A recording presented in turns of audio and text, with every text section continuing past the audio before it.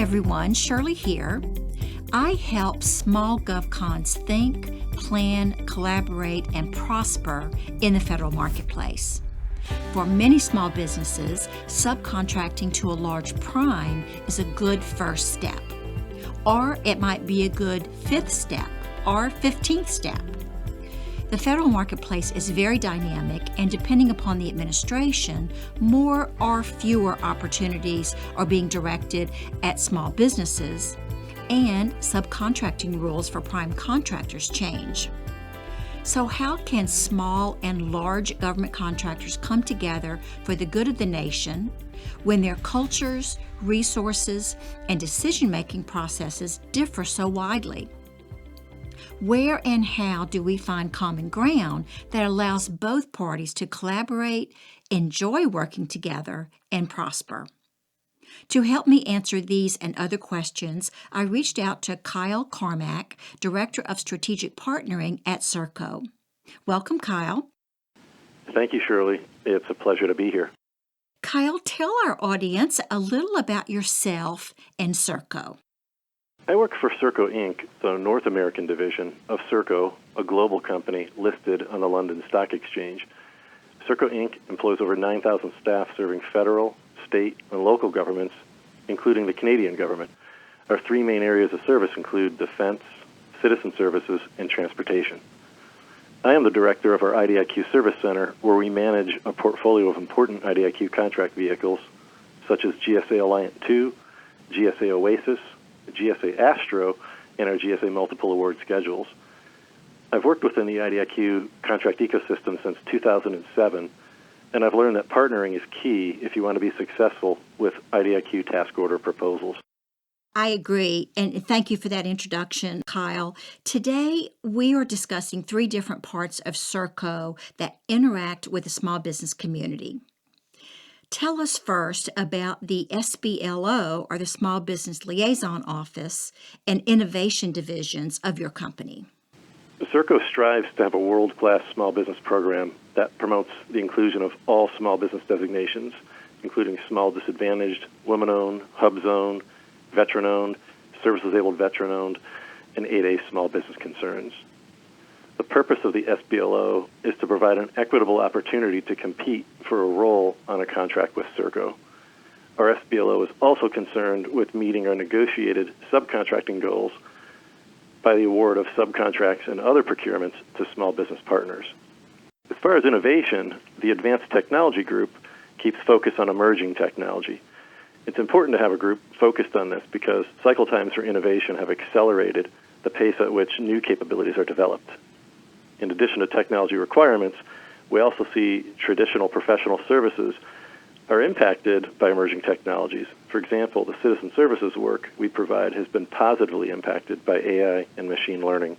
That's excellent, Kyle. We will revisit those areas and responsibilities in a few minutes, but let's start with your IDIQ Service Center. Give us your definition of a strategic partnership. I'd be happy to. A strategic partnership is not a one-off, and it has to be on the leading edge. It has to have scale. Technologies that change solutions, staffing, cycle times, or pricing can all be strategic, and there needs to be true differentiation. By the time multiple providers are offering similar products or services, it becomes more common than strategic. I agree, and I want to reiterate this for our small contractor audience.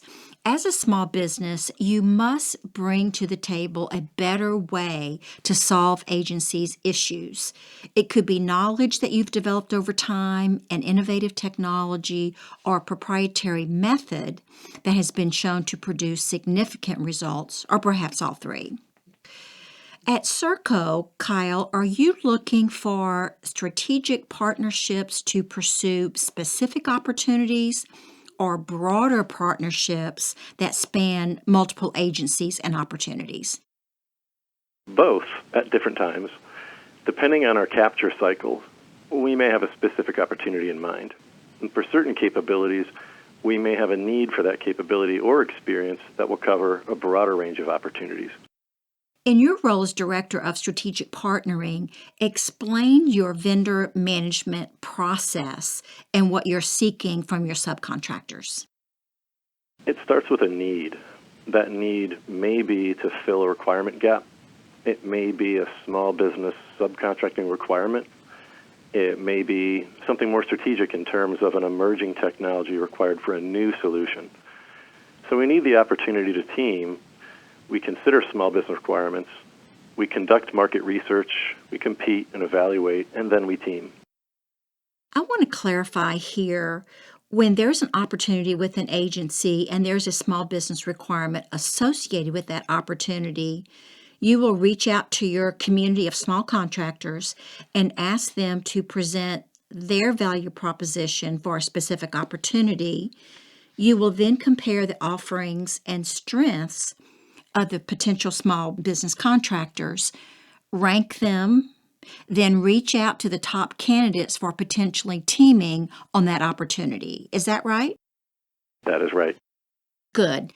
I want to point out here that there is an evaluation process and that reaching out to primes, understanding their strategic focus, and developing collaborative relationships are essential well before an RFP drops. Kyle, you said it starts with a need. Are there circumstances in which a small business presents you with knowledge about a need by an agency and seeks to partner with you? If so, is that something you encourage? Yes, absolutely. I can think of a few times when a win began with a small business partner bringing something to the table. It may be that they knew about the opportunity, but they needed a large to bring certain capabilities. It may be that work they're pursuing is headed to a contract vehicle that they don't have, but we do. Small businesses are told to develop and present a capability statement, but you have a slightly different perspective on what small businesses should emphasize. Yes, and I'm not saying that capability statements are bad, but I think of non-traditional teaming as a way to stand out within a normal process. Large businesses need to win work, and we need to keep the work we have. There are ways that a partner can increase our chances of success. For example, does a prospective partner offer innovation within a technology area or a business process? Do they add insight to a customer mission? Do they add competitive perspective? And you are saying that typical capability statements don't cover these topics. That's right. Let's say a small business has a proprietary methodology that has been proven in other agencies for which there is a large contract coming up for recompete in a year. What is the next step to capture that upcoming work? Well, if it's proprietary, we'll first need to get an NDA in place. With that NDA in place, we'll seek to understand the methodology and its fit within the solution we are developing. This may involve our capture team, or it may include our Innovation Advanced Technology Group. What does that normally entail? Is it a demonstration, a pilot program? Well, after the NDA is in place, we would start with a meeting with our Advanced Technology Group, which allows our ATG to gain a consensus that the small business approach is valid. An additional outcome from this initial engagement with our ATG group is to determine whether a demonstration is necessary. Concurrently, the impacted market segment, or we think of it as a business unit, will also be contacted to provide any clarifying detail needed from the small business. So through a process of gap analysis, both the Advanced Technology Group and the appropriate business unit will determine if the small business's methodology fits within our proposed concept of operation. Furthermore, any residual gaps in capability that either mitigate unforeseen risks relevant to implementing a potential technology solution or illuminating opportunities that a potential technology solution would open will be documented and shared with all involved parties, including the small business.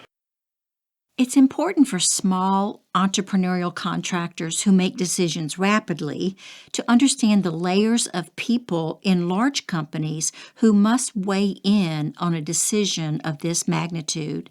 A good cost-benefit analysis takes time and resources. And I find that this is the greatest source of frustration for small businesses that are developing leading edge technologies. They don't understand why large prime contractors are not beating a path to their door. But Kyle, you often talk about non-traditional teaming, doing homework, and then connecting the dots. Give us an example of the do's and don'ts of how a small business should approach a large prime. Well, I would start with a vision, and I would say that the ultimate vision that the small business should want to have is this. You want me to want to bring you the next time I talk to my customer. And so how do you do that? What you're offering has to be important to the customer. It should score evaluation points with the proposal. Do you know what's important to the customer? Maybe you know better than we do. That's one bit of homework that you can do, and that's one way that you can help us and stand out. So do you understand how the opportunity evaluation criteria works and which LRM requirement your offering meets? That would be another area where you can stand out. That's really good advice, Kyle. Constantly focusing on the customer and not necessarily on the technology or the innovation will result in better communication among all parties. We need to take a break. I'm talking to Kyle Cormack, Director of the IDIQ Service Center Strategic Partnering at Serco, on what large primes need from their subcontractors. When we come back, we're going to be talking about innovation. Stay with us. We'll be right back.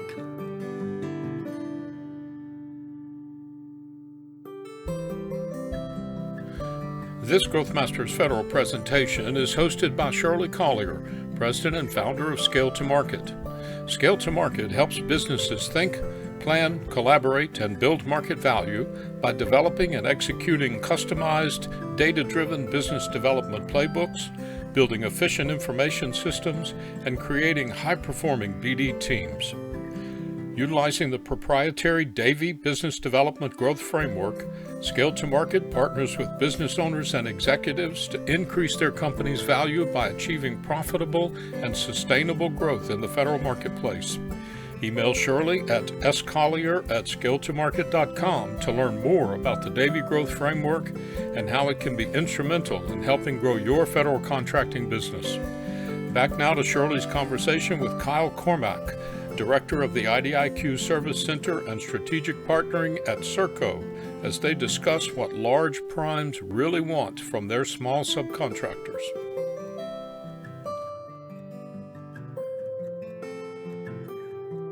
Welcome back. Before the break, we were talking about non-traditional teaming. Now let's discuss the Innovation Division or the Advanced Technology Group at Serco. How is what they are looking for different from what you typically look for in your service center, Kyle? I think of our Advanced Technology Group as Serco's futurists. They are looking at how emerging technology is changing the shape of the markets we serve. Their focus is on what requirements are going to be, not just what they are today. This is because it takes time to research emerging technology, mitigate risks, even work with our customers to change policy and scope to enable the use of emerging technology. And that's an important point. Unlike in the commercial sector that can adopt new technologies rapidly in the face of market competition, it sometimes takes years for federal agencies to understand the benefits of new technologies, then to work those technologies into their strategic plans and budgets, which can span multiple years. What does a small business working on an emerging technology need to know about working with your innovation team? Our Advanced Technology Group is responsible for a total solution. That includes price to win, as well as risk mitigation factors. So know that if an emerging technology is not selected, that doesn't mean we don't think it's good. There are many variables between different opportunities. Maybe it's not a fit for one opportunity, but it could be a fit for another. Absolutely. Kyle, without giving away any proprietary information, what are the categories of emerging technologies the ATG is interested in seeking from or collaborating with others, especially small businesses? This is a good question. The thing is, by the time we name them, certainly by the time a company has past performance, they're not so emerging anymore. So I would say the categories are: what's next? What's the next development within AI? What's the next development with cyber? What's next with cloud? And so on. The categories will look the same, but what we're looking for is what's next within a category. Do you have an example of a small business with whom you have successfully partnered? I can think of a few. One of my favorite is from a while back. I was working at a conference and putting in long hours on the trade show floor. After a few back-to-back shifts working the booth, on about the third day I was looking to rest. A small business followed me to where I thought I would be able to recharge before my next shift. What resulted from that first conversation was our first win with a particular customer agency. That small business knew of a requirement that we didn't know about. They understood the requirement, but they didn't have all the quals to bid. They didn't have the vehicle, and they didn't have all the resources to write the proposal. That small business did their homework, found out that we filled their gaps, including having the right contract vehicle. This turned out to be a win. Excellent. That goes to show you that doing your homework, small businesses, really pays off. Now, Kyle, explain the role of the Small Business Liaison Office. If you're a small business, this is your advocate within Serco. This is also the group where many small businesses first meet Serco because of the outreach that our SBLO conducts. Is the SBLO authorized to shepherd small, innovative businesses into the right offices in Serco and make introductions? Yes. While they're the first group you'll meet, those offices are usually the second. We're currently using Deltek Partner Manager to attract and manage inbound inquiries. A lot of times, our own BD folks meet small businesses, bring them to the SBLO, where they might be made available to another business unit within Serco. Good, good. I'm assuming that you do a normal due diligence on all of your subcontractors. Can you explain what that entails? Serco has an accredited procurement system. This allows us to streamline procurement, maintain compliance, and effectively manage risk. To maintain accreditation, we don't skip steps.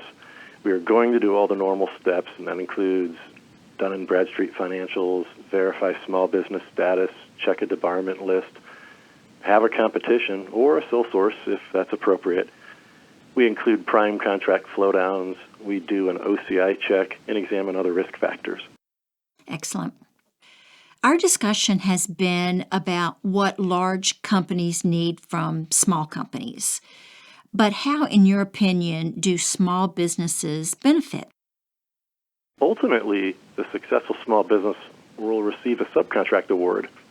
But more than that, when we've done mentor-protege agreements, a common need, and one that the SBA has asked for, is to mentor the small business in business development, capture, and proposal development. When you come in early, you see all these phases. I think this is an opportunity for a small business to learn how a large business organizes business development, capture, and proposal development. When the RFP drops and a company calls to say, if you're going after this, we'd love to be on your team, they miss all that.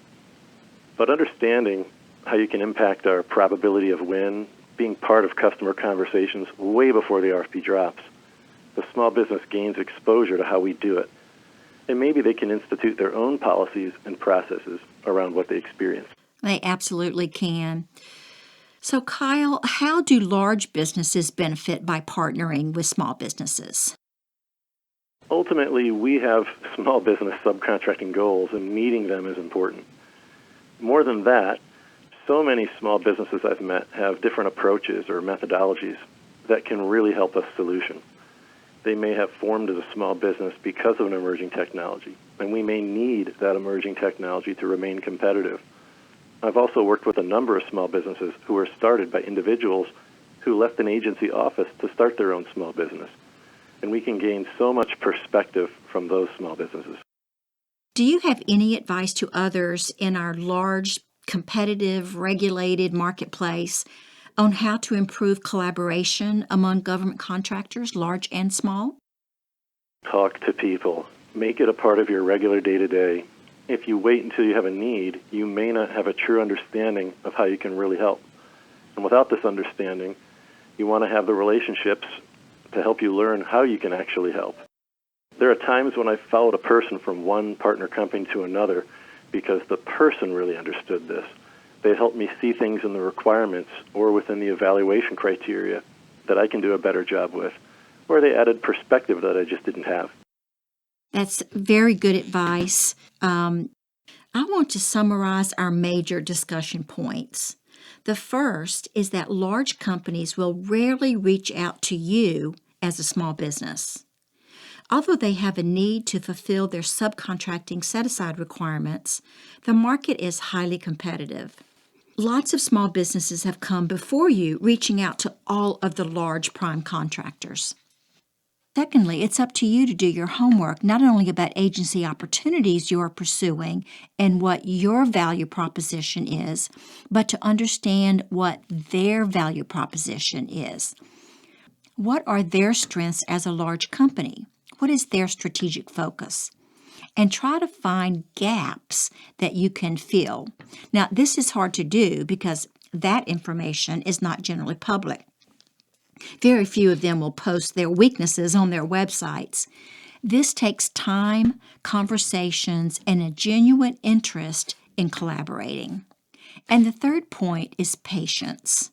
Large bureaucratic organizations, be they prime contractors or federal agencies, are risk-averse, and there's no single decision maker. This is the biggest frustration for small businesses that think and act quickly and have limited resources. Time is money, right? Your strategy as a small business should be to balance your opportunities portfolio with your own prime opportunities and subcontracting with other small businesses. Thank you so much for sharing your insights with our audience today, Kyle. Thanks for having me, Shirley.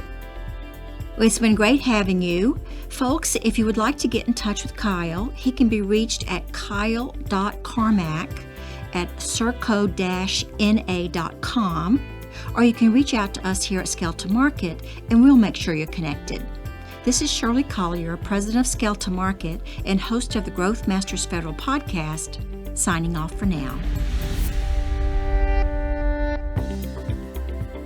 As we close, I want to thank you for joining us today and encourage you to connect with me on LinkedIn and visit our website, that's scaletomarket.com with the number 2 in the middle, where you will find our library of podcasts, webcasts, white papers, my blog, and other links and resources. While there, please leave us a comment or suggestion so we can stay focused on what's important to you. We'll see you next time.